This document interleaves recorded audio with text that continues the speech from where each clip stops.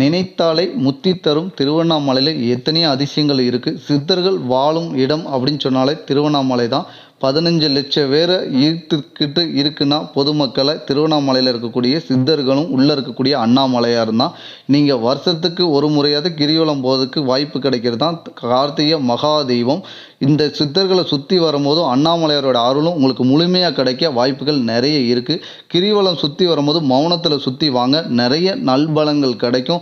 வருஷத்துக்கு ஒரு முறை நீங்கள் வந்தாலும் இந்த பரணி தீபம் ஏற்றின பிறகு நீங்கள் கிரிவலம் போயிட்டு வரும்போது உங்களுக்கு கிடைக்கக்கூடிய பலனே தனி. அதே மாதிரி இந்த சித்தர்கள் உங்களுக்கு ஆசி தருவாங்க. அதே மாதிரி சித்தர்கள் உங்கள் கூட பயணத்தில் கிரிவல பாதையில் இருப்பாங்க.